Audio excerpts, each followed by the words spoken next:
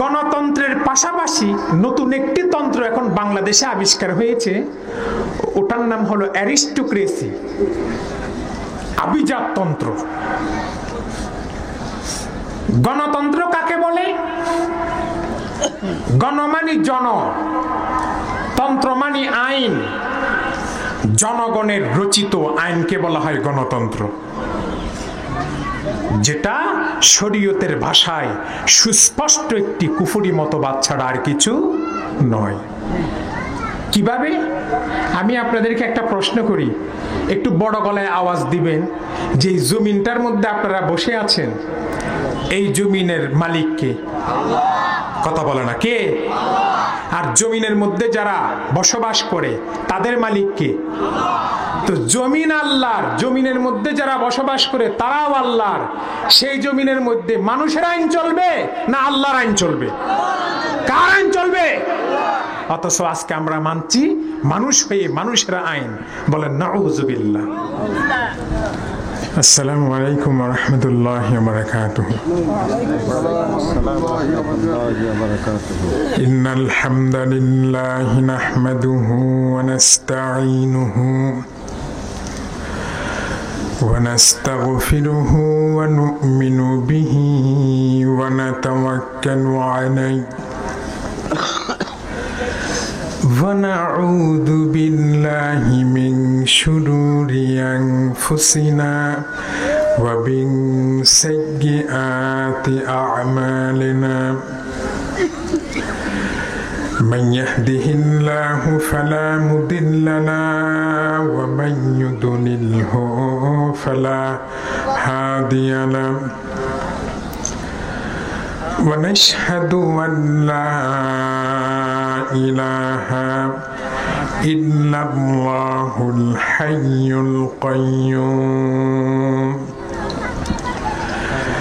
الذي لا تأخذه سنة ولا نوم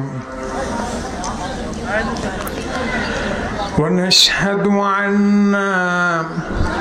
سيدنا ونبينا وشفيعنا وحبيبنا وحبيب أرواحنا محمدا عبد الله ورسوله صلى الله تعالى عليه وعلى آله وأصحابه وأزواجه وأحبابه وأتباعه وبارك وسلم. أما بعد فأعوذ بالله من الشيطان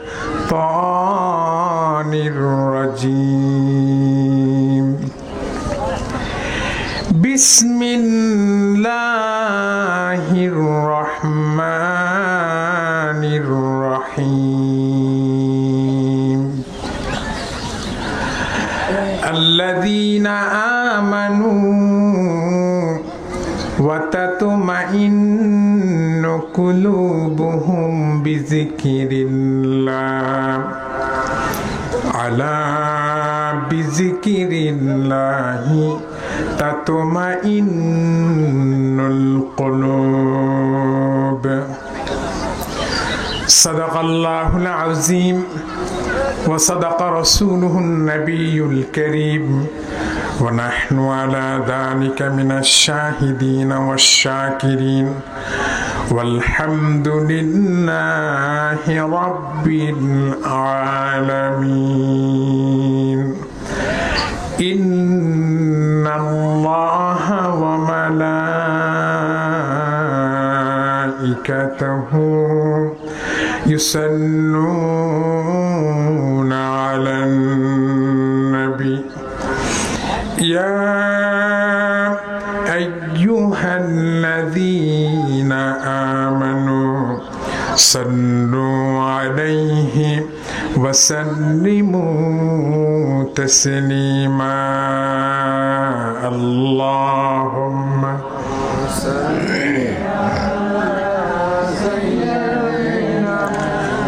মাওলানা মুহাম্মদ ওয়া আলা আলি সাইয়্যিদিনা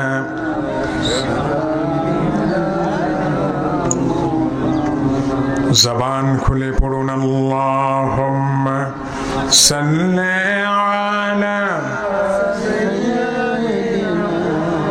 মাওলানা মুহাম্মদ ওয়া আলা আলি সাইয়্যিদিনা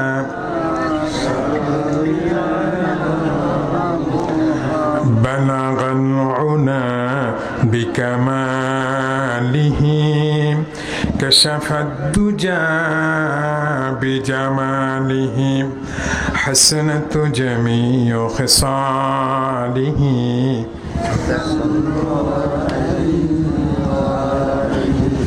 يوسف نبي রূপ লাবণ্য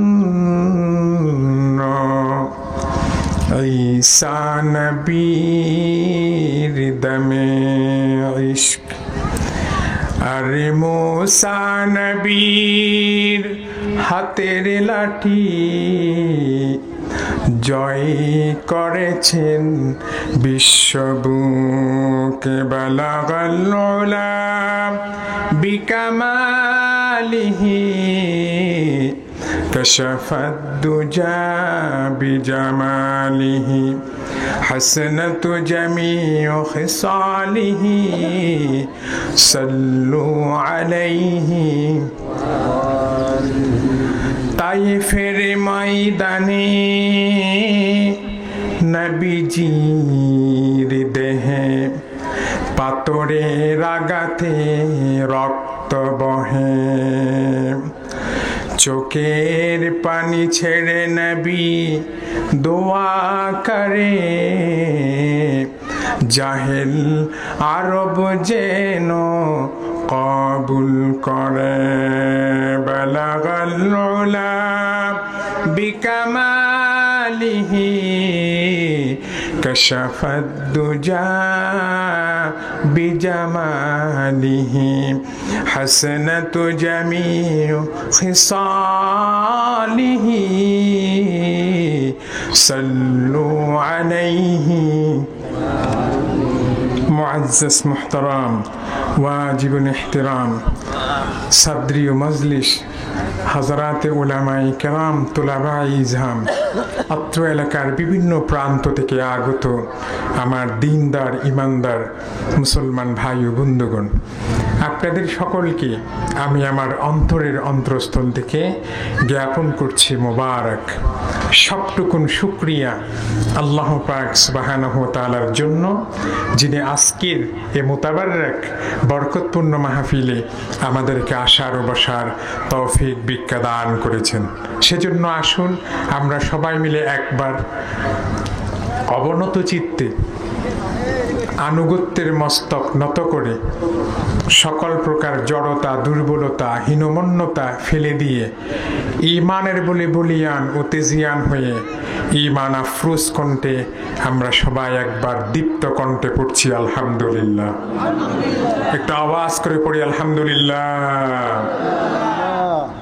লাখ কোটি তার চেয়ে অনেক অনেক অনেক বেশি দরুদ ও সালাম আল্লাহ পাকের সৃষ্টির প্রধান আকর্ষণ, বিশ্ব সভার সভাপতি, সমস্ত নবী রাসূলগণের মাথার মুকুট, শামসুল হিদায়াত, বাদরুদ্দুজা, সৈয়দুস সাকালাইন, ইমামুল মুরসালিন, খাতামুন নবিয়্যিন ওয়াল মুরসালিন, রাহমাতুল আলামিন, হুজুরে আকরাম, শফিয়ে আজম, সরওয়ারে দু আলম, হাবিবে কিবরিয়া, আশরাফুল আম্বিয়া, নবিকুলের সম্রাট মুহাম্মদুর রাসূলুল্লাহ সাল্লাল্লাহু তাআলা আলাইহি ওয়াসাল্লামের উপর। সম্মানিত সুধীমণ্ডলী, কোরআনুল কারীমের 13তম পারা সূরা আর-রা'দের 28 নম্বর আয়াত আমি আপনাদের সামনে তেলাওয়াত করেছি। আলহামদুলিল্লাহ বলেন। এই আয়াতটিকে কেন্দ্র করে নির্ভরযোগ্য মুফাসসির ও মুহাদ্দিসগণের দৃষ্টিকোণ থেকে সংক্ষিপ্ত সময়ে আমি কিছু কথা আপনাদের সামনে তুলে ধরার চেষ্টা করব, যেন আল্লাহ গফুরুর রহিম আমাদের সবাইকে ধৈর্য সহকারে বসার এবং শোনার মতো তৌফিক ভিক্ষা দান করেন। বলুন আল্লাহুম্মা আমিন। আহা বাবা, একটু জুড়ে বলেন না আল্লাহুম্মা আমিন। আলোচনার শুরুতে ছোট্ট একটা ভূমিকা, সেটি হচ্ছে আল্লাহ পাক সুবহানাহু ওয়া তাআলা ওনার আখিরি নবী, নবীগণের নবী মুহাম্মদ সাল্লাল্লাহু আলাইহি ইসলামের উপর অবতীর্ণ পবিত্র কোরআনুল কারীমে আপন দুস্থ মুহাম্মদ ইসলামের মাধ্যমে তাবৎ বিশ্ব মুসলিম উম্মাহকে লক্ষ্য করে বলেন যে ওয়া'তাসিমু বিহাবলিল্লাহি জামিআ, তোমরা দলবদ্ধভাবে আল্লাহর রশিকে আঁকড়িয়ে ধরো। ওয়ালা তাফাররাকু, এবং তোমরা বিচ্ছিন্ন হইও না। ওয়াসকুরু নি'মাতাল্লাহি আলাইকুম, আর আল্লাহ তোমাদেরকে যে নিয়ামত দিয়েছেন তোমরা আল্লাহর সেই নিয়ামতের জিকির করো, স্মরণ করো। বলেন সুবহানাল্লাহ। এখান থেকে অনিবার্য কারণে আলোচ্য বিষয় দুটো নির্ধারিত হয়। কয়টি বলেন তো? একটু কথা বলেন না, কয়টি? একটি হচ্ছে দলবদ্ধ হওয়া, আর একটি হচ্ছে আল্লাহর নিয়ামতের জিকির করা, আল্লাহর নিয়ামতের স্মরণ করা। কার জিকির? কথা বলে না। আল্লাহর নামটা একটু আস্তে বলেন কিনা, একটু জুড়ে বলেন। কার জিকির? পৃথিবীতে আজকে মুসলমানের উপর যত নির্যাতন, নিপীড়ন, অত্যাচার, ত্রাস, নির্যাতন, নিপীড়ন হচ্ছে, তার একটাই কারণ, মুসলমান দলবদ্ধ নয়, বিচ্ছিন্ন হয়ে আছে। কথা বলে না। আর এই বিচ্ছিন্নতার পিছনে প্রধান নিয়ামক হলো ন্যাশনালিজম। আমার সাথে একটু কথা বলতে হবে। কি ইজম বললাম? আপনারা ন্যাশনালিজম বুঝেন? জাতীয়তাবাদ আমাদেরকে বিচ্ছিন্ন করেছে। জাতীয়তাবাদ প্রত্যেকটি জাতিকে তার ভৌগোলিক সীমানায় সীমাবদ্ধ করেছে। যেমন বাংলাদেশের ভৌগোলিক সীমানায় সব বাংলাদেশি, যুক্তরাষ্ট্রের ভৌগোলিক সীমানায় যারাই বসবাস করছে নাগরিকত্ব নিয়ে তারা মার্কিনী, গ্রেট ব্রিটেনের চৌহদ্দির মধ্যে যারাই বসবাস করছে তারা ব্রিটিশ। জাতীয়তাবাদ আর ভৌগোলিক সীমানায় আজকে আমরা মুসলমানরা বিভক্ত হয়ে আছি। সে কারণে 57টি মুসলিম রাষ্ট্র পৃথিবীর মানচিত্রে থাকার পরেও আজ গোটা বিশ্ব জুড়ে মুসলমানদের উপর অত্যাচার চলছে, নির্যাতন চলছে। ঠিক কিনা বলেন? প্রথম আমাদেরকে বিচ্ছিন্ন করেছে ন্যাশনালিজম। সেজন্য আজকে বাংলাদেশে 18 কোটি মুসলমান থাকার পরেও বিশ্বের কোন দেশের নির্যাতিত, নিপীড়িত, লাঞ্ছিত, বঞ্চিত, নিগৃহীত, রক্তাক্ত মুসলমানদেরকে সাহায্য করার কোনো সুযোগ আমাদের হাতের মধ্যে নেই। এরা কি কথা শুনতেছে? কথা শুনতেছেন আপনারা? কথা বলেন না কেন? কথা কি বোঝা যাচ্ছে না? একটু হানা আওয়াজ দিয়ে। অথচ ইসলামের সূত্র হলো রাসূলুল্লাহ রক্তজোড়া দিন ইসলামের কালিমা যে জীবনে একবার স্বীকার করেছে, সেই পৃথিবীর যে প্রান্তেই থাক, কি উত্তর মেরু আর কি দক্ষিণ মেরুতেই থাক, তার একটাই আইডেন্টিটি, সে উম্মতে মুহাম্মাদি, মুসলমান। মুসলমান বলেন সুবহানাল্লাহ। সম্মানিত সুধী, বলছিলাম প্রথম আমাদেরকে বিচ্ছিন্ন করেছে ন্যাশনালিজম। নাম্বার 2, এই গোটা বিশ্ব মুসলিম উম্মাহকে দলে দলে বিভক্ত করেছে মানব রচিত রাজনৈতিক কিছু মতাদর্শ। যেমন পৃথিবীর 57টি মুসলিম দেশের অধিকাংশই এখন ডেমোক্রেসি চর্চা করে। একটু কথা বলেন, কি চর্চা করে? গণতন্ত্র। গণতন্ত্রের পাশাপাশি নতুন একটি তন্ত্র এখন বাংলাদেশে আবিষ্কার হয়েছে, ওটার নাম হলো অ্যারিস্টোক্রেসি, আভিজাততন্ত্র। গণতন্ত্র কাকে বলে?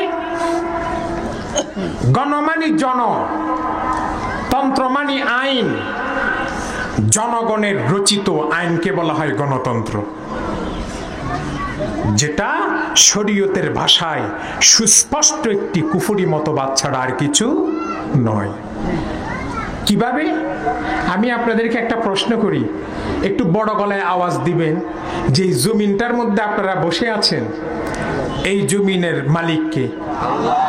কথা বলে না, কে? আর জমিনের মধ্যে যারা বসবাস করে তাদের মালিক কে? তো জমিন আল্লাহর, জমিনের মধ্যে যারা বসবাস করে তারাও আল্লাহর। সেই জমিনের মধ্যে মানুষের আইন চলবে না আল্লাহর আইন চলবে? কার আইন চলবে? অথচ আজকে আমরা মানছি মানুষ হয়ে মানুষের আইন। বলেন নাউযুবিল্লাহ। অ্যারিস্টোক্রেসি কাকে বলে? যার টাকা আছে, পয়সা আছে, শিক্ষা দীক্ষা নাই, সমাজের মধ্যে কোনো পাত্তা নাই, টাকার বস্তা দিয়ে নমিনেশন নিয়ে এমপি, তারপরে মন্ত্রী, আঙ্গুল ফুলে কলা গাছ। কথা বলে না, আঙ্গুল ফুলে কলা গাছ। আপনারা শুনলে অবাক হবেন, বাংলাদেশে এমন অনেক লোক আছে যারা এমপি হয়েছে, মন্ত্রী হয়েছে, 30 বছর আগে রিক্সা চালাতো। কথা বলে না, 30 বছর আগে কি চালাতো? হ্যাঁ, নসিমন করিমন ভটভটিতে চলতো। এখন Jaguar, Prado, BMW, Mercedes bench, একটা না 7 রঙের 7টা। তার বাপের টাকা না সব জনগণের টাকা? বলেন। সবগুলো জনগণের টাকা আত্মসাৎ করে, দুর্নীতি করে এই সব গাড়িগুলোর মালিক হয়েছে, ঠিক কিনা বলেন? তো ডেমোক্রেসি, অ্যারিস্টোক্রেসি, গণতন্ত্র, আভিজাততন্ত্র মুসলিম কমিউনিটিকে দলে দলে কি করে দিয়েছে বলেন? বিভক্ত করে দিয়েছে।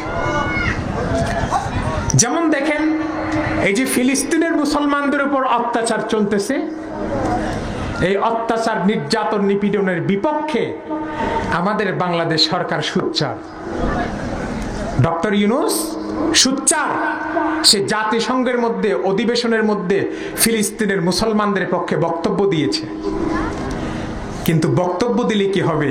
সেনাবাহিনী পাঠাবার কোনো ক্ষমতা, কথা বলার কোনো ক্ষমতা নাই। কেন নাই? এটা গণতন্ত্র। এটা কি? গণতন্ত্র। জাতিসংঘের অনুমোদন লাগবে। আর জাতিসংঘ মুসলমানদের পক্ষে কোনোদিন কাজ করে নাই, করছে না, করবেও না। কারণ এটা ইউনাইটেড নেশন নয়, it is nothing but a খ্রিস্টানিয়ান ক্লাব। এটা খ্রিস্টানদের একটা ব্যক্তিগত ক্লাবে পরিণত হয়ে আছে, ঠিক কিনা বলেন? ইতিহাস দেখেন, ইতিহাস দেখেন। ইন্দোনেশিয়াতে গুটি কয়েক খ্রিস্টান স্বাধীনতার দাবি করতেই জাতিসংঘ তার তত্ত্বাবধানে পূর্ব তিমুরকে স্বাধীন করে খ্রিস্টানদের হাতে তুলে দিয়েছে। সুদানে গুটি কয়েক খ্রিস্টান স্বাধীনতার দাবি করতেই জাতিসংঘ তার তত্ত্বাবধানে দারফুরকে স্বাধীন করে খ্রিস্টানদের হাতে তুলে দিয়েছে। কিন্তু 70 বছর যাবৎ কাশ্মীরের মুসলমান স্বাধীনতার পক্ষে রক্ত দিচ্ছে, ফিলিস্তিনের মুসলমান বাইতুল মুকাদ্দাসের পবিত্রতা রক্ষায় রক্ত দিচ্ছে, সেই দিকে জাতিসংঘের কোনো ভূমিকা নাই। আমার বাংলাদেশের পার্শ্ববর্তী রাষ্ট্র বার্মাতে হাজার হাজার মুসলমানকে আগুনে জ্বালিয়ে ভর্ষা করা হয়েছে, বঙ্গোপসাগরে ডুবিয়ে মারা হয়েছে। কোথায় জাতিসংঘ, কোথায় ইউনিসেফ, ইউনেস্কো তথাকথিত মানবাধিকার সংস্থা মুখের মধ্যে কুলুপ দিয়ে মুসলমানদের মার দেখে চুপচাপ করে বসে আছে? ঠিক কিনা বলেন? সম্মানিত সুধী, বলছিলাম আমাদের কি বিভক্ত করেছে কয়টি বিষয়? একটু তাড়াতাড়ি বলেন না কয়টি? একটার নাম হলো ন্যাশনালিজম, আর একটার নাম হলো ডেমোক্রেসি। নাম্বার 3, এই বিশ্ব মুসলিম উম্মাহকে দলে দলে বিভক্ত করেছে অজ্ঞতা। কি বললাম? অজ্ঞতা মানে বুঝছেন? মূর্খতা। 4 নাম্বার, এই বিশ্ব মুসলিম উম্মাহকে দলে দলে বিভক্ত করেছে আসাবিয়াত। কি বললাম? এটা একটা আরবি শব্দ, এর অর্থ হলো নেতা যত বড়ই ভুল করুক, কর্মীরা বলতেছে নেতা ঠিক। কথা বলে না? পীর সাহেব ভুল করতে করতে, শিরিক করতে করতে, কুফরি করতে করতে মুরিদ সুদ্ধা জাহান্নামের চৌরাস্তায় চলে যাচ্ছে, মুরিদ লাপাচ্ছে, পীর ঠিক। কথা বলে না? শিক্ষক উস্তাদদেরকে দিন শিক্ষার নামে এমন কুশিক্ষা দিচ্ছে, ছাত্রদের ঈমান আকীদা বিধ্বংস হয়ে যাচ্ছে, ছাত্ররা লাফায় বলতেছে উস্তাদ ঠিক। এই সাম্প্রদায়িকতা, এই অন্ধভক্তি, অন্ধ অনুসরণ, অনুকরণ মুসলিম উম্মাহকে দলে দলে কি করে দিয়েছে বলেন? কথা বলে না? বিভক্ত করে দিয়েছে। তাহলে এখানে যারা বসে আছেন, আপনাদের কাছে আমার জিজ্ঞাসা, গোটা বিশ্বের সমস্ত মুসলমানের ঐক্যবদ্ধ হওয়ার দরকার আছে না নাই? কথা বলে না? আছে না নাই? তো ভাইরা আমার, এই সমস্ত বিভক্তির প্রাচীরকে চূর্ণ করে উম্মতে মুহাম্মদের ইস্পাত কুটিনক্য গড়ার জন্য আল্লাহর পক্ষ থেকে একটাই ফর্মুলা। আল্লাহ রাব্বুল আলামিন বলেন, ওয়া'তাসিমু বিহাবলিল্লাহি জামিআন ওয়া লা তাফাররাকু। তোমরা দলবদ্ধভাবে আল্লাহর রজ্জুকে আঁকড়িয়ে ধরো, বিচ্ছিন্ন হইও না। বলেন সুবহানাল্লাহ। একমাত্র আল্লাহর কোরআনকে কেন্দ্র করে আমরা একতাবদ্ধ হতে পারি নাকি? কথা বলে না? যদি কেউ বলে জি না আমরা নেতাকে কেন্দ্র করে এক হব, তা আমি তো বলবো বাংলাদেশের নেতা তো এক এক দলের এক একজন। হ্যাঁ, যদি কেউ বলে জি না আমরা পীরকে কেন্দ্র করে এক হব, তো পীর তো বাংলাদেশের এক একজনের এক একজন। হ্যাঁ, আর বাংলাদেশ এমন এক দেশ যে দেশের মধ্যে আপনার পীরেরও অভাব নাই, বক্তারও অভাব নাই। রকম রকম বক্তা এখন বাংলাদেশে বের হচ্ছে। কথা বলে না? সাদা বক্তা, কালো বক্তা, 28 ইঞ্চি, 57 ইঞ্চি, শিশু বক্তা, বালেক বক্তা, নাবালেক বক্তা। কথা বলে না? পুরুষ মহিলা হয়েছে সেই বক্তা, মহিলার থেকে পুরুষ হয়েছে সেই বক্তা। জামাতের বক্তা, হেফাজতের বক্তা, তবলিগের বক্তা, কওমির বক্তা, আলিয়ার বক্তা, মাজার পূজারি বক্তা, রং বেরঙের বক্তা আছে না নাই? পীরের তো অভাব নাই। যদি জরিপ করেন তো দেখবেন বাংলাদেশে মুরিদের তুলনায় পীরের সংখ্যা এখন সবচাইতে বেশি। হ্যাঁ, এমন পীরও বাংলাদেশে আছে যেই পীরের কোনো মুরিদেই নাই, -0 হয়ে আছে। অতএব পীরকে কেন্দ্র করেও এক হওয়া যাবে না, নেতাকে কেন্দ্র করেও এক হওয়া যাবে না। ঐক্যবদ্ধ হতে হবে কিসের ভিত্তিতে বলেন? একটু জোরে বলেন বাবা, কিসের ভিত্তিতে? কোরআন। কারণ এই কোরআনকে আল্লাহ বলেছেন আল্লাহর রশি। কার রশি? জুড়ে বলেন কার রশি? মুসলমানের রশি কয়টা? কথা বলেন কয়টা? ওটার নাম কি? কোরআন। আল্লাহর হাবিব বলেছেন, ইন্না হাযাল কুরআনা হুয়া কিতাবুল্লাহ হাবলুল্লাহিল মাতিন। নিশ্চয় এই কোরআন এটা আল্লাহ রাব্বুল আলামিনের কিতাব, এটা আল্লাহ রাব্বুল আলামিনের রশি। অন্য হাদিসে এসেছে, নূর নবী বলেন, কিতাবুল্লাহি হাবলুল্লাহিল মামদুদ মিনাস সামাই ইলাল আরদ। আল্লাহর কোরআন আল্লাহর রশি, যা আকাশ প্রলম্বিত। সুবহানাল্লাহ বলবেন না? যে বা যাহারা ঈমানের সাথে, ইয়াকিনের সাথে, ইহতিসাবের সাথে আল্লাহর কোরআনকে মজবুত ভাবে আঁকড়িয়ে ধরবে, তাদের প্রত্যেকের শেষ গন্তব্য বা ডেস্টিনেশন হবে আল্লাহ রাব্বুল আলামিনের নূরের জান্নাত। জুড়ে বলেন সুবহানাল্লাহ। তো এই কোরআন আমাদেরকে টেনে টেনে কোথায় নিয়ে যাবে বলেন? ওইদিকে কি তাকান? আমি তো কিছু বুঝি না, আমার দিকে তাকান। এই কোরআন আমাদেরকে টেনে টেনে কোথায় নিয়ে যাবে? জান্নাতে। কথা বলেন না, কোথায়? জান্নাতে। জান্নাতে। বেহেশতে যাওয়ার মাধ্যম হলো আল্লাহর রশি কোরআন। বেহেশতে যাওয়ার মাধ্যম হলো আল্লাহর রশি কোরআন। কিন্তু আমরা মাঝে মধ্যে শুনি বেহেশতে যাওয়ার জন্য কেউ কেউ নাকি লঞ্চ ভাড়া করছে। লঞ্চ কি ভাড়া করছে? তার মানে যে লঞ্চে চড়ে ওনারা ওনাদের পীরের বাৎসরিক দরবারে যায়, সেই লঞ্চে চড়েই নাকি ওনারা বেহেশতের মধ্যে চলে যাবে। নাউজুবিল্লাহ বলবেন না? আমার বয়স এখনো 27 বছরের ঊর্ধ্বে যায়নি। আমি আমার এই ক্ষুদ্র জীবনে দাওরায়ে হাদিস সমাপ্ত করেছি।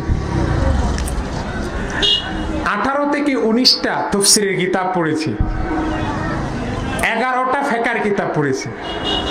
একটা দুইটা না, কয়টা? 11টা। ইসলামের এই বিশাল জ্ঞান ভান্ডারে হাসরের ময়দানে লঞ্চ চলার মতো কোনো নদী আছে কিনা এটা এখন আমি খুঁজে পাইনি।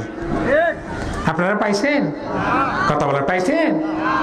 ওনারা এমন জবরদস্ত ওলিয়ে কামেল হয়ে গেছে যে হাসরের শুকনা মাটির মধ্যে দুতলা লঞ্চ চালায় দিবে। নাউজুবিল্লাহ বলেন। ভণ্ডামির একটা সীমা থাকা উচিত। কথা বলে না? ভণ্ডামির একটা কি থাকা উচিত? এই জন্য বলি, বাংলাদেশের অধিকাংশ পীর হলো মূর্খ, জাহেল। এদের কোনো পড়াশোনা নাই। এই সব 7, 5, 9 দিয়ে 30-40 মিনিট পার করে লঞ্চ দিয়েই বেহেশতে যাবে। বলে নাউজুবিল্লাহ। একমাত্র বেহেশতে যাওয়ার একটাই মাধ্যম, সেটা হাবলুল্লাহিল মামদুদ মিনাস সামাই ইলাল আরদ, আল্লাহর কোরআন। কোরআন ধরতে হবে মুসলমান। কি ধরতে হবে বলেন? কোরআন। এই কোরআনে আমাদেরকে নেতৃত্ব দিয়ে আল্লাহর জান্নাত পর্যন্ত পৌঁছাবে। বলেন সুবহানাল্লাহ। তাহলে আমরা কোরআনের সাথে আসি তো ইনশাআল্লাহ? কথা বলেন, আসি তো? কোরআনের সাথে থেকে আমরা ঐক্যবদ্ধ হব। ঐক্যবদ্ধ হওয়ার পর কি করব? জন্মগতভাবে, স্বভাবগতভাবে প্রত্যেকটা মুসলমানের স্বপ্ন হওয়া উচিত হলো এটা, যে আমাদের রব হলো কে? রব কে? মান রব্বুকা, তোমাদের রব কে? আল্লাহ। ওয়ামান নাবিয়ুকা, তোমাদের নবী কে? মুহাম্মাদুর রাসূলুল্লাহ। তোমাদের দিন কি? আমাদের দিনের নাম কি বলেন তো? ইসলাম। আর আমাদের সংবিধানের নাম হলো কোরআন। আর বাংলাদেশের মধ্যে আমাদের রাষ্ট্র ব্যবস্থায় একমাত্র চলতে পারে আল্লাহর কোরআনের আইন। ঠিক কিনা বলেন? অথচ আমরা দাড়িতে, টুপিতে, জুব্বাতে, জুব্বা কুর্তা আল কেল্লাতে পুরাপুরি মুসলমান হলেও আপনি প্রতিটি গ্রামে গ্রামে জনপদের মধ্যে খুঁজে দেখেন, এই দাড়ি টুপিওয়ালার মধ্যে বিভিন্ন দলের লোক আছে না নাই বলেন?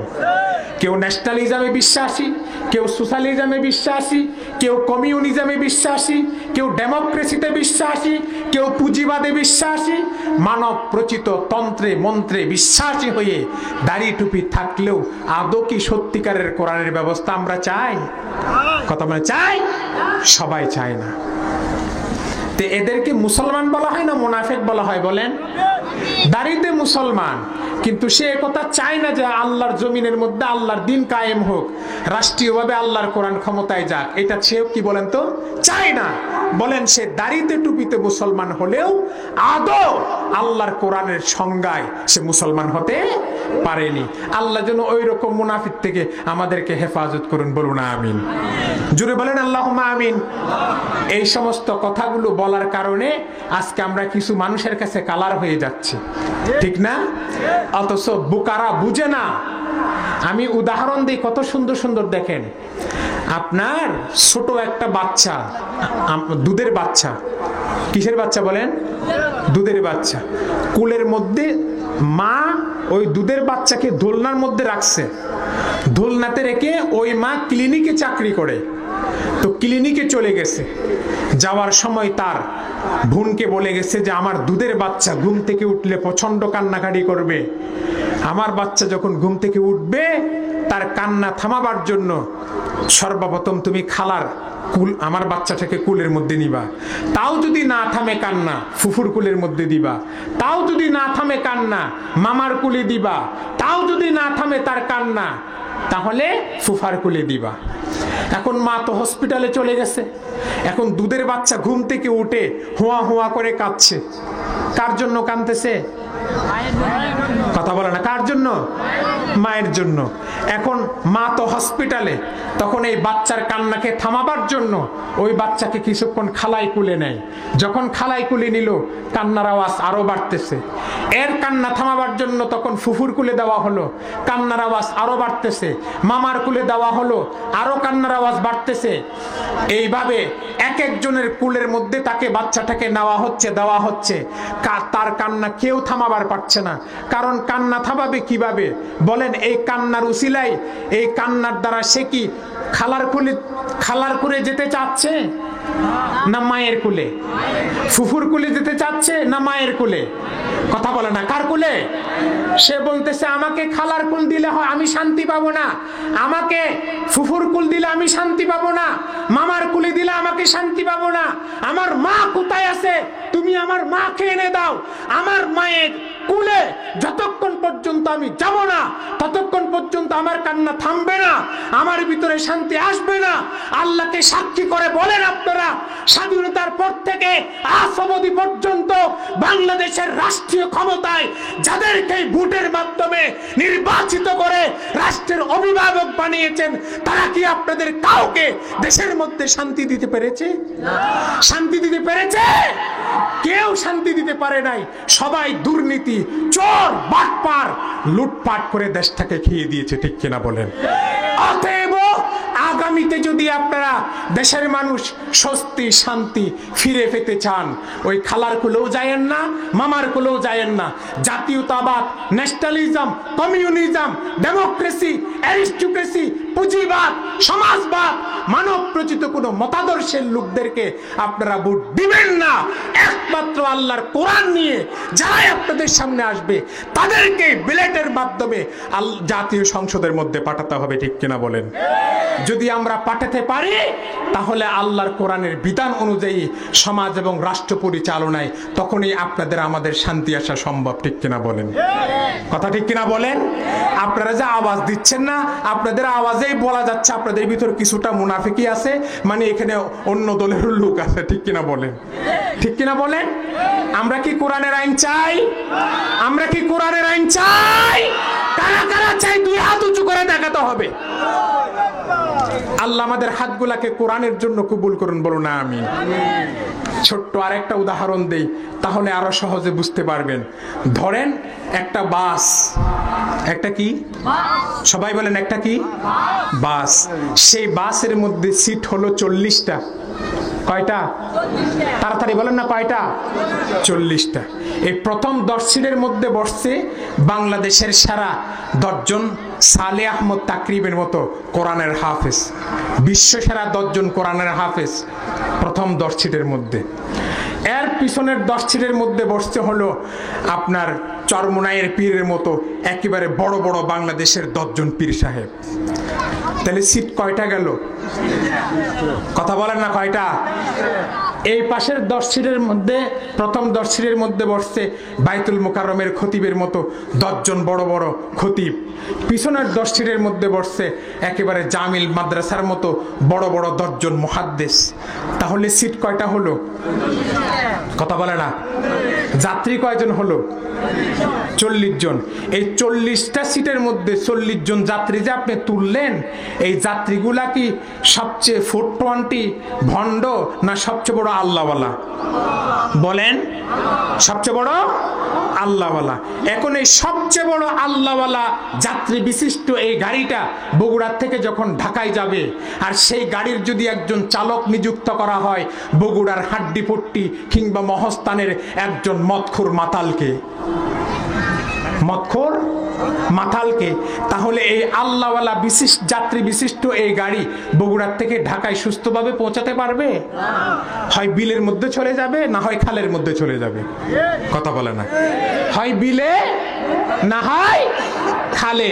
তো স্বাধীনতার পর থেকে কারণ কি? যাত্রী তো আল্লাহওয়ালা, ড্রাইভার যে মদখোর। কথা বলে না।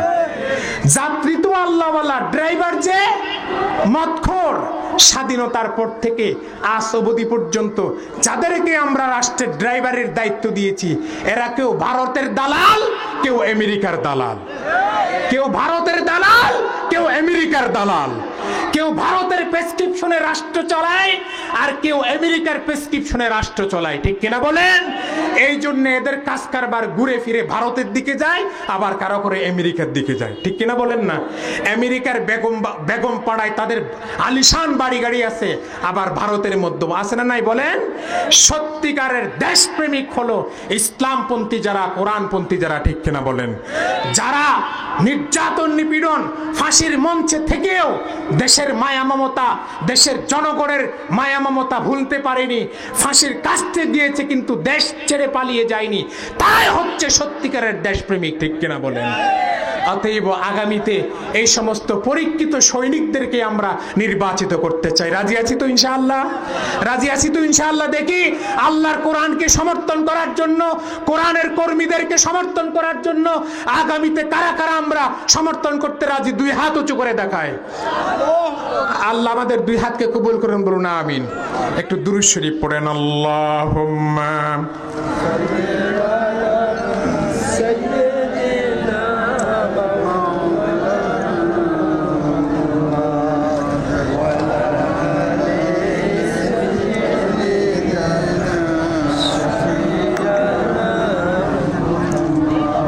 বর্তমান বাংলাদেশের প্রেক্ষাপটে সর্বপ্রথম আমাদেরকে ঐক্যবদ্ধ হতে হবে।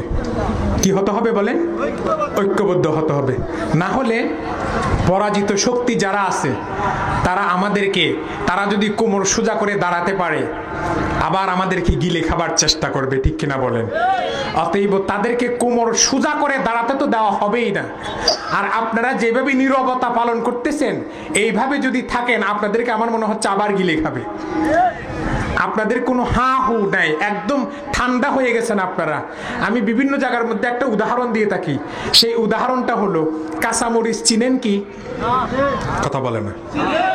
বাজারের মধ্যে কাঁচামরিচ নাই তো আপনারা বাজার থেকে যে কাঁচামরিচ কিনেন, লাল ঝাল, লাল দেখে কিনেন না ঝাল দেখে কিনেন? কথা বলেন সবাই। লাল দেখে না ঝাল দেখে? ঝাল দেখে। এখন বাজারে গেলেন, মহস্থান বাজারে, যে দেখতেছেন টমেটোর মতো কাঁচামরিচ হয়ে গেছে লাল, দেখতে বড় চমৎকার সুন্দর, কিন্তু ওই মরিচ ভাইগা যখন মুখের মধ্যে দিলেন, দেখা যাচ্ছে এই মরিচের কোনো ঝাল নাই, উল্টো আরো তিতে। উল্টারও কি? কথা বলে না। এখন এই তিতা মরিচ কি কোনো খরিদ্দার কিনবে? এখন সেটা বাজারের মধ্যে জানাজানি হয়ে গেছে, অমুক ব্যক্তির কাঁচামরিচ তোমরা কেউ নিও না। তার মরিচ লাল হলেও তার মরিচের মধ্যে কোনো প্রকার কি নেই, ঝাল নাই। তো কেউ যখন ওই কাঁচামরিচ আর কিনতেছে না, তখন মরিচওয়ালা কি করছে, একেবারে একটা বুদ্ধি করে সব মরিচগুলো বাজারের এক কর্নারের মধ্যে নিয়ে, এক কোণার মধ্যে নিয়ে ঠিপ মেরে ফেলে দিছে। এখন বলেন, কিছুক্ষণ পরে লক্ষ্য করে দেখা যাচ্ছে সেই মরিচের পুটলার উপরে, মরিচের বস্তার উপরে 10-15টা কুকুর এসে শুয়ে আছে। কথা বলে না। কি এসে শুয়ে আছে? আশ্চর্য কথা না? কাঁচামরিচের উপর কুকুর এসে শুয়ে আছে, কি না থাকার কারণে? কথা বলেন, কি না থাকার কারণে? জাল না থাকার কারণে। আপনারা যেইভাবে ভদ্রভাবে বসে আছেন, সব সময় যদি ওই রকম ভদ্রতার পরিচয় দেন, চুপ মেরে বসে থাকেন, তো পরাজিত শক্তিরা আবার আমাদেরকে গিলে খাবার চেষ্টা করবে, ঠিক কিনা বলেন? অতএব আমাদের মুখে টুপি দাড়ি এটা তো থাকবেই, শুধুমাত্র এগুলো তো আমাদেরকে লাল হলে চলবে না, সাথে সাথে আমাদের মাথার ভিতরে সবসময় হযরত উমরের মতো মেজাজ থাকতে হবে, আর আমাদের হাতের মধ্যে হযরত আলীর রাঙ্গা তরবারি থাকতে হবে, ঠিক কিনা বলেন? যখনই কোনো ভারতের অপশক্তি, কোনো ভারতের পাঁচটা গোলামরা আমাদেরকে হস্তক্ষেপ করার জন্য আসবে, সেই উগ্র উমরের মতো মেজাজ দিয়ে, আপনাঙ্গা তরবারি দিয়ে বাংলাদেশ থেকে ইসলাম বিদ্বেষী যে কোনো চক্রান্ত ষড়যন্ত্রকে বুমেরাং করে দিতে হবে, নাশাত করে দিতে হবে। কারা কারা রাজি আছেন দুই হাত উঁচু করে দেখান। আল্লাহ আমাদের সবাইকে তৌফিক দান করলে বলুন আমিন। জুড়ে বলেন আল্লাহুম্মা আমিন। আসুন আমরা সবাই মিলে এতক্ষণ যাবৎ ভূমিকাতে আমি আল্লাহর কোরআনের থেকে আপনাদের সবাইকে ঐক্যবদ্ধ হবার জন্য আহ্বান করলাম। আমার নির্ধারিত তেলাওয়াতকৃত আয়াতের তাফসীরের দিকে আমরা সবাই প্রবেশ করছি। বরকতের জন্য সবাই আমার সাথে একবার পড়ুন, আউযু বিল্লাহি মিনাশ শাইতানির রাজিম, বিসমিল্লাহির রহমানির রহিম। আল্লাযীনা আমানু ওয়া তাতমাইন্নু কুলুবুহুম বিযিকরিল্লাহ, আলা বিযিকরিল্লাহি তাতমাইন্নুল কুলুব। সবাই পড়েন সাদাকাল্লাহুল আযীম। পড়েন সবাই সাদাকাল্লাহুল আযীম। আল্লাহ পাক সুবহানাহু ওয়া তাআলা ওনার আখিরি নবী মুহাম্মদ ইসলামের উপর অবতীর্ণ পবিত্র কোরআনুল কারীমের 13তম পারা সূরা আর-রা'দের 28 নম্বর আয়াতে মুমিন মুসলমানের বৈশিষ্ট্য আলোচনা করতে গিয়ে বলেন যে আল্লাযীনা আমানু ওয়া তাতমাইন্নু কুলুবুহুম বিযিকরিল্লাহ, যারা ঈমানদার মুমিন, মুহাম্মদ ইসলামের ঈমানদার উম্মত, ওয়া তাতমাইন্নু কুলুবুহুম আই তাসকুনু কুলুবুহুম বিযিকরিল্লাহ, একমাত্র আল্লাহর জিকিরের দ্বারায় তাদের অন্তরসমূহ প্রশান্তি লাভ করে। বলেন সুবহানাল্লাহ। কি লাভ করে বলেন তো? প্রশান্তি, সুকুন পায়, ইতমিনানে কলব, তমাআনিনা, স্যাটিসফ্যাকশন অফ মাইন্ড, পুরাপুরি মনের শান্তিটা পাবে। বলেন একমাত্র কার জিকিরে? সবাইকে বলতে হবে কার জিকিরে? আল্লাহর জিকিরে। তারপরে আল্লাহ পাক আরো সাবধান করে দিচ্ছেন, আলা বিযিকরিল্লাহি তাতমাইন্নুল কুলুব, সাবধান জেনে রাখো, নিশ্চয়ই আল্লাহর জিকিরের দ্বারাই মানুষের অন্তরসমূহ শান্তি পায়। বলেন সুবহানাল্লাহ। কি পায় বলেন তো? হ্যাঁ, মনের মধ্যে কোনো নৈরাজ্য, অশান্তি, দুঃখ, কষ্ট, বেদনা কিছুই থাকে না, সব দূর হয়ে যায়। একমাত্র এটা করে দিতে পারে আল্লাহ পাকের জিকির। বলেন সুবহানাল্লাহ। সম্মানিত সুধী, এই হলো আমার তেলাওয়াতকৃত আয়াতের সহজ সরল তর্জমা।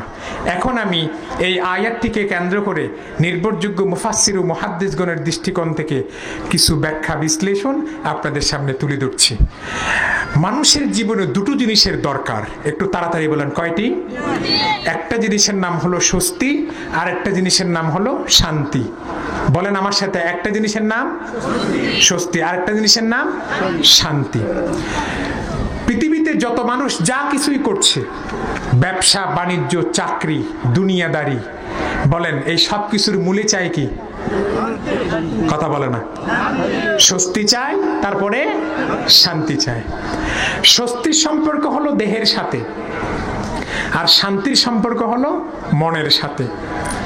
মানুষের দেহ যখন সুস্থ থাকে, সুস্বাস্থ্যের অধিকারী হয়, তখন সে স্বস্তি পায়, দৈহিক আরাম পায়। আর মনের মধ্যে যখন কোনো দুঃখ, কষ্ট, বেদনা থাকে না, কোনো সন্দেহ থাকে না, মনের মধ্যে কোনো আজে বাজে প্রশ্ন জাগে না, সব প্রশ্নের উত্তর পেয়ে যায়, পৃথিবীর সকল মানুষ আল্লাহর পক্ষ থেকে অটোমেটিক শান্তি পেয়ে যায়। বলেন সুবহানাল্লাহ। সো পৃথিবীতে খুব কম সংখ্যক মানুষ স্বস্তিও পেয়েছে, শান্তিও পেয়েছে। কথা শুনতেছেন আপনারা? স্বস্তিও পেয়েছে, শান্তিও পেয়েছে। কেউ মনের শান্তি পেয়েছে কিন্তু স্বস্তি পায়নি, কারণ তার স্বাস্থ্য ভালো না। ডায়াবেটিস, প্রেশার, আলসার, ক্যান্সার রোগের বাসা বেঁধে আছে। আরেক লোকের দেহ ফিটফাট, গেট আপ ঠিক, কিন্তু তার মনের মধ্যে কি নাই বলেন তো? শান্তি নাই। সো দেহ স্বস্তি, মনেও শান্তি, এই দুটো নিয়ামত পৃথিবীতে খুব কম মানুষই পেয়ে থাকে।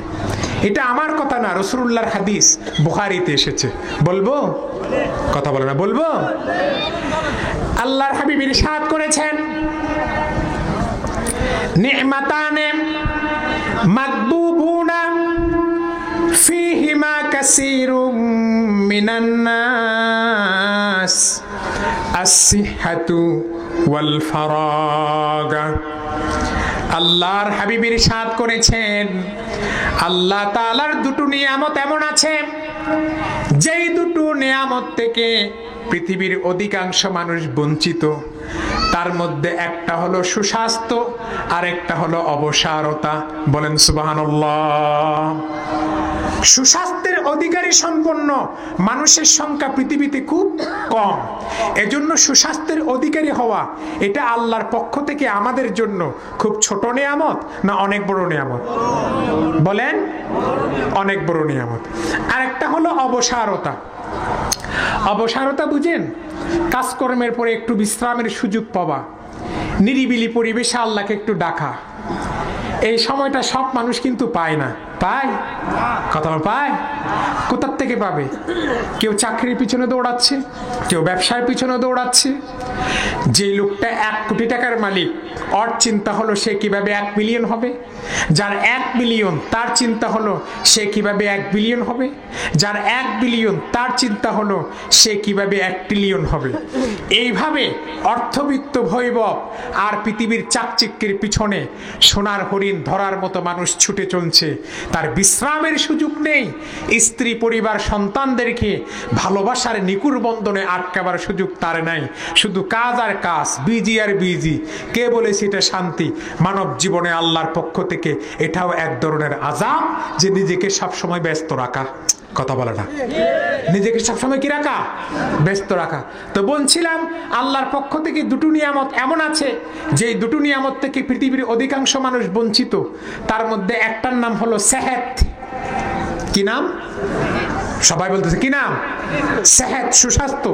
আর একটার নাম হলো ফারাগাত, অবসারতা। এখন আপনাদের কাছে আমার জিজ্ঞাসা, পৃথিবীর সকল মানুষের স্বস্তির দরকার আছে না নাই? জোরে বলেন। শান্তির দরকার।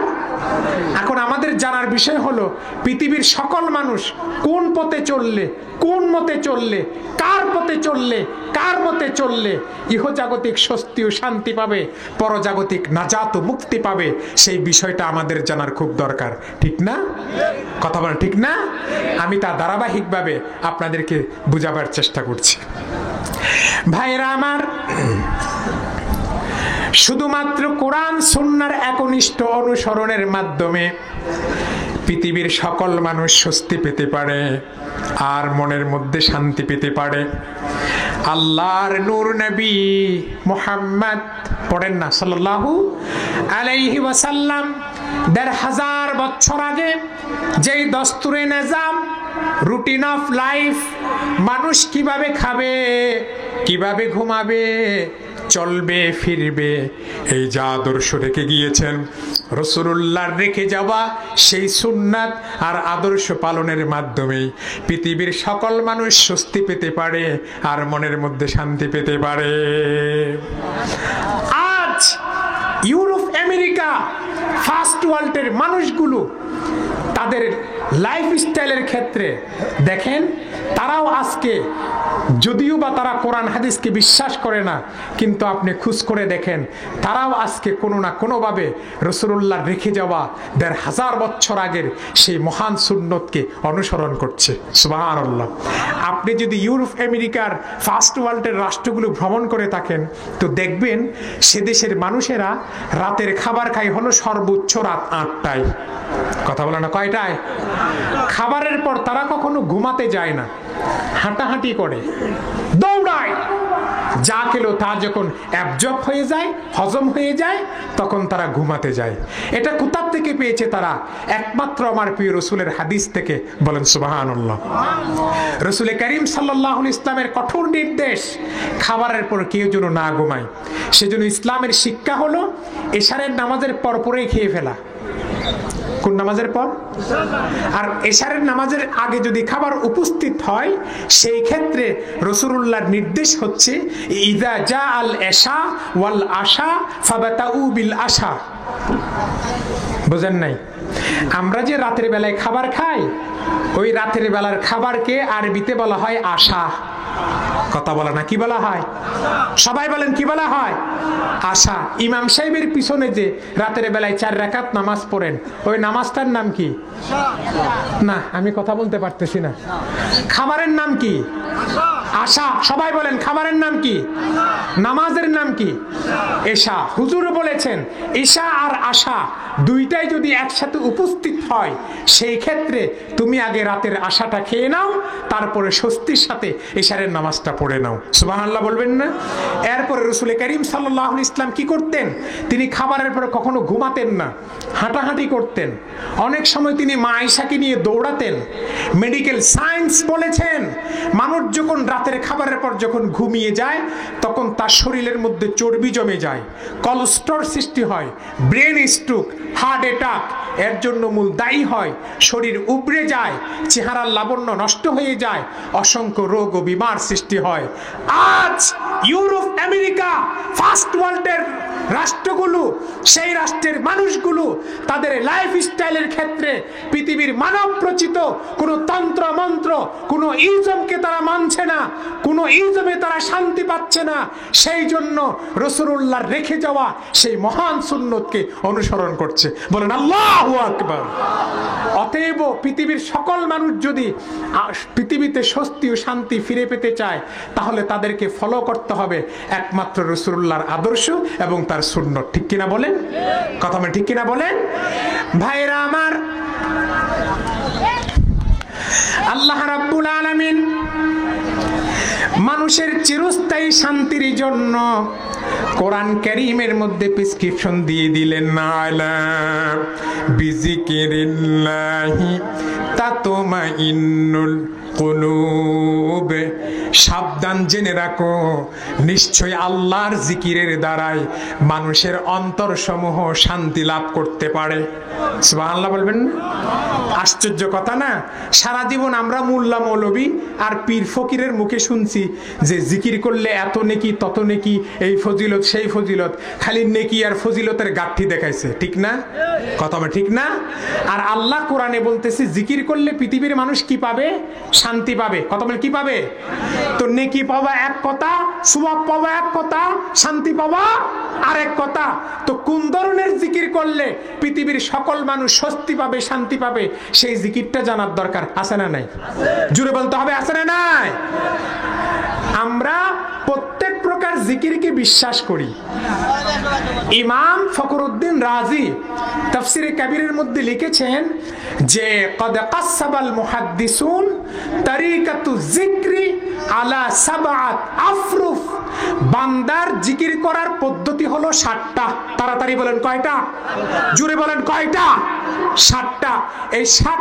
এই 7 পদ্ধতির বাহিরে অষ্টম কোন পদ্ধতির জিকিরকে শরীয়ত সিগনিফাই করে না। বড় আফসোস এবং পরিতাপের বিষয় হলো আজকে আমার দেশে 7 তরিকার বাহিরে অষ্টম পদ্ধতির এক ধরনের ডিজিটাল জিকির চালু হয়েছে। কি জিকির? সেটা কোন জিকির আমি সামনে বলছি, আগে আমরা জিকির করার 7টা পদ্ধতি শুনে নিব। আপনারা কি বলেন? বলবো? বিরক্ত হচ্ছেন না তো?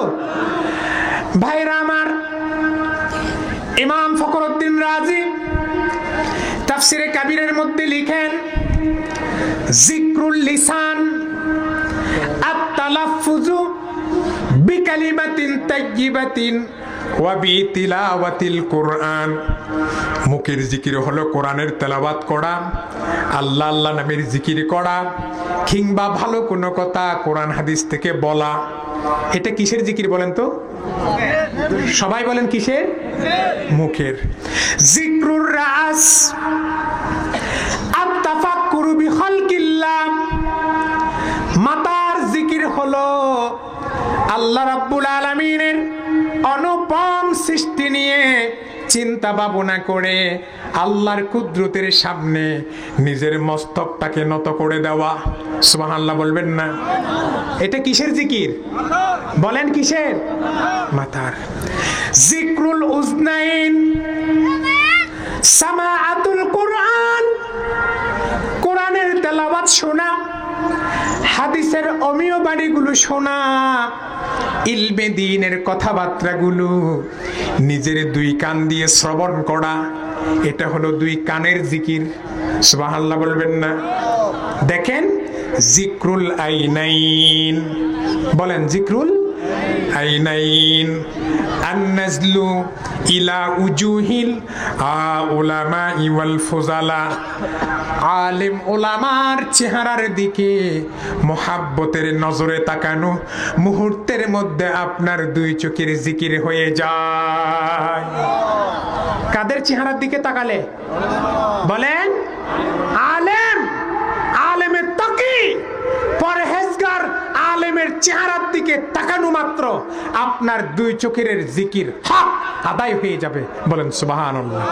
চিন্তা করছেন বিষয়টা? যে সমস্ত আলেমদের চেহারার দিকে তাকালে আপনার চোখের জিকির হয়, চোখের হক আদায় হয়, সেই সমস্ত আলেমরাই আজকে আমাদের সমাজ এবং রাষ্ট্রের কাছে সবচাইতে বেশি অবহেলিত ছিল, নির্যাতিত ছিল, নিপীড়িত ছিল, লাঞ্ছিত ছিল, বঞ্চিত ছিল, নিগৃহীত ছিল, কারাবন্দী ছিল। ঠিক কিনা বলেন? অথচ তাদের চেহারার দিকে তাকালে কিসের জিকির হয়? বলেন চোখের। ভাইরা আমার, জিক্রুল কলবি আত-তাবাহুর বিউসুসিল কুরআনি ওয়াস সুন্নাহ, কলবের জিকির হলো মনে মনে কোরআন হাদিসকে অনুধাবন করে সেটাকে ব্যাখ্যা বিশ্লেষণ করা, তাহাকিক করা, গবেষণা করা, মুতাআলা করা, স্টাডি করা, পড়াশোনা করা, এটা হলো কলবের জিকির। আমার দিকে তাকান, জিক্রুল ইয়াদাইন, জিক্রুল ইয়াদাইন আল আকুফি আলাল আকুফি ফিস সালাহ, নামাজের মধ্যে দুই হাত নাভির নিচে বাঁধা, এটা হলো দুই হাতের জিকির। জিক্রুর রিজলাইন আল মাশিউ ইলাল মাসাজিদ ওয়াল মাদারিস ওয়া মাজালিসিল উলামা, পায়ে হেঁটে হেঁটে মসজিদে যাওয়া আর মাদ্রাসায় যাওয়া, আলেম ওলামার বৈঠকের মধ্যে নসিহত শোনার জন্য দুই পায়ে হেঁটে যাওয়া, মুহূর্তের মধ্যে আপনার দুই পায়ের জিকির হয়ে যায়। তাহলে বান্দার জিকির হবে মুখে, মাথায়, কানে, চোখে, তারপরে কলবে, তারপরে দুই হাতে, তারপরে দুই পায়ে। এই 7 তরিকার বাহিরে অষ্টম কোন পদ্ধতির জিকিরকে শরীয়ত সিগনিফাই করে না। আজকে আমার দেশে জিকিরের নামে কি হচ্ছে বলবো? কথা বলে না। জিকির করতে করতে উঠছে হাল, হালের ফলে মারছে ফাল। জিকির করতে করতে কেউ গাছে উঠতেছে, কেউ বাসে উঠতেছে, স্টেজে গড়াগড়ি খাচ্ছে, মাটির মধ্যে গড়াগড়ি খাচ্ছে, মাইক ধরে টান দিচ্ছে, লাইট ধরে টান দিচ্ছে, পীর সাহেবের লুঙ্গি ধরে টান মারতেছে। নওজবিল্লাহ বলবেন না? এগুলাকে আমি বানাই বললাম না, ইউটিউবের মধ্যে আছে কিনা বলেন না? আছে। তো এটা জিকির হচ্ছে না, জিকিরের নামে আল্লাহর সাথে তামাশা করা হচ্ছে। বলেন তো জিকির বুঝতেছেন তো আপনারা? পদ্ধতি কয়টা? 7টা। এ তো গেল অষ্টম পদ্ধতির জিকির। নবম পদ্ধতির জিকিরও আমাদের দেশে চালু আছে। সেটা কোনটা? 1 তারা, 2 তারা, সেতারা, আম্বুরা, জাম্বুরা, ঢুল, তবলা, হারমোনি নিয়ে নারী পুরুষ একত্রিত হইয়া লাইট টাইট বন্ধ কইরা এক ধরনের জিকির আমাদের বাংলাদেশের বিভিন্ন ভণ্ড পীরের দরবারে হয়ে থাকে। ঠিক কিনা বলেন? এটা জিকির হচ্ছে না, জিকিরের নামে বদমাইশি করা হচ্ছে? বলেন। তাহলে জিকির করার পদ্ধতি কয়টা বললাম? 7টা। জানার ক্ষেত্রে দৈন্যতা আর এই সংকীর্ণতা আমাদেরকে গুমরাহির পথে অগ্রসর করছে। আল্লাহ যেন এই সমস্ত ভণ্ডামির থেকে এই মিল্লাতকে, এই জাতিকে হেফাজত করেন। বলেন আল্লাহুম্মা আমিন। সবাই জুড়ে বলেন আল্লাহুম্মা আমিন। ভাইরা আমার, আল্লাহ রাব্বুল আলামিন আলামিন কোরআনুল কারীমে অনেক কিছুকে জিকির বলেছেন।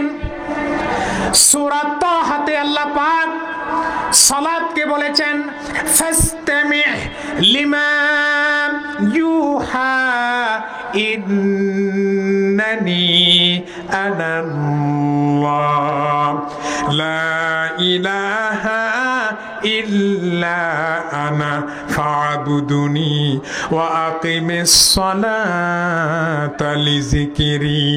আল্লাহু আকবার বলেন। এটা হলো নবী মুসার উপর প্রথম ওয়াহি। কোন নবীর উপর বলেন তো? মুসা নবীর উপর। তিনি যখন তুর পাহাড়ে গেলেন, আল্লাহ পাক আল্লাহর নূর তাকে খুলে দেখালেন, তারপরে ডাক দিয়ে বললেন ফাসতামি লিমা ইউহা, মুসা তোমার উপর যা ওয়াহি করা হয় জিকির। কি রকম জিকির সেটাও আল্লাহ বলেছেন যে ওয়ালা যিকরুল্লাহি আকবার, আল্লাহর জিকির হলো সবচেয়ে বড়। কোনটা?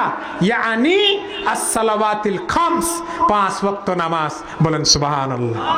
পড়বেন তো সবাই 5 ওয়াক্ত নামাজ? কথা বলে না। পড়বেন তো সবাই 5 ওয়াক্ত নামাজ? একটু হাত তুলেন তো, কে কে 5 ওয়াক্ত নামাজ পড়বেন? সবাই হাত তুলেন, সবাই হাত তুলেন। আল্লাহ আমাদের সবাই হাতকে কবুল করেন। বলুন আল্লাহুম্মা আমিন। জুড়ে বলেন আল্লাহুম্মা আমিন। এই ভিডিও একটু এদিকে আসেন, জুড়ে বলেন আল্লাহুম্মা আমিন। ভাইরা আমার, নামাজের পড়ে মসজিদের আঙ্গিনার মধ্যে বসে বসে কিংবা মসজিদের আঙ্গিনার মধ্যে বসে বসে আপনি যে হাতের মধ্যে গনে গনে জিকির করেন, পড়েন, জবানটা খুলে পড়েন আমার সাথে সুবহানাল্লাহ। পড়েন সুবহানাল্লাহ, আলহামদুলিল্লাহ, লা ইলাহা ইল্লাল্লাহ, আল্লাহু আকবার। এই মৌখিক জিকিরটাকে রব্বুল আলামিন তার কোরআনুল কারীমের মধ্যে জিকির বলে স্বীকৃতি প্রদান করেছেন। বলেন সুবহানাল্লাহ। যেমন আল্লাহ রাব্বুল আলামিন কোরআনের মধ্যে বলেছেন ফাসকু রিসমা রাব্বিক, তুমি তোমার রবের নামের জিকির করো। দেখেন, রবের জিকির করতে বলেনি, বলছে রবের নামের। কথা বলে না, রবের নামের। তো রবের সবচেয়ে বড় নাম কোনটা? আল্লাহ। কথা বলে না, কোনটা? তা আল্লাহ আল্লাহ নামের জিকির করা, এটা কোরআন শরীফের মধ্যে আছে না নাই? সবাই বলেন আছে না নাই? ভাইরা আমার, শীতের মৌসুম আসলে গ্রামে কিংবা শহরে, নগরে কিংবা বন্দরে মসজিদ কমিটি, মাদ্রাসা কমিটি কিংবা এলাকার যুব সমাজ কর্তৃক আয়োজিত প্রতি বছর যে আপনারা ওয়াজ মাহফিলের আয়োজন করে থাকেন, সেই ওয়াজ মাহফিলকেও রব্বুল আলামিন তার কোরআনুল কারীমের মধ্যে জিকির বলে স্বীকৃতি প্রদান করেছেন। যেমন সূরা আলাতে আল্লাহ বলেছেন ফাযাক্কির ইন নাফাআতিজ যিকরা, নামাজ এখানে হবে, কেউ ওটাউটি করবেন না, অনুষ্ঠানটা নষ্ট করবেন না। একজন আলেমের সম্মান রক্ষার্থে সবাই এখানে বসে পড়বেন এবং এখানেই নামাজ হবে ইনশাআল্লাহ। নামাজের পরপরে আমাদের বহু কাঙ্ক্ষিত প্রত্যাশিত আজকের মাহফিলের প্রধান আকর্ষণ, প্রধান বক্তা, বিশ্বনন্দিত মুফাসসিরে কোরআন হযরত মাওলানা আব্দুল্লাহ আল আমিন সাহেব এই স্টেজের মধ্যে তশরিফ আনবেন, যাকে আল্লাহ জান্নাতের একটা কণ্ঠ দান করেছেন। সেই কণ্ঠ থেকে তাফসীর শুনতে আপনারা চান না? তো উঠাউঠি করতেছেন কেন? সবাই বসে থাকেন। হ্যাঁ, ও যাদের উজু নাই, উজু আস্তে আস্তে করেন, উজু করে অবশ্যই চলে আসবেন। কর্তৃপক্ষের আদেশ আছে, কোনো শেষ করে দিব নাকি? শেষ করে দিবা হয়ে না?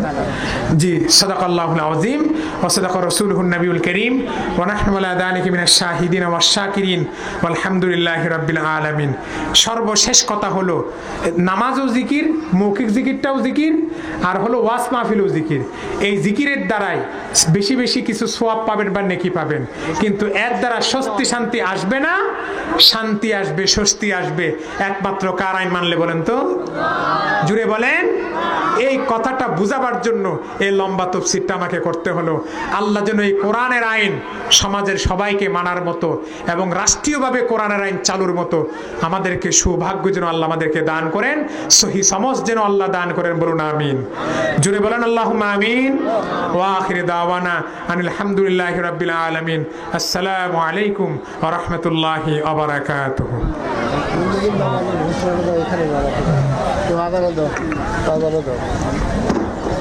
হ্যালো, আপনারা কেউ ওটাউটি করবেন না। এখানে আসলে জামাত হবে। এখানে আমাদের প্রধান মেহমান আমাদের সম্মুখে উপস্থিত হয়েছে। Rasulullah, Rasulullah.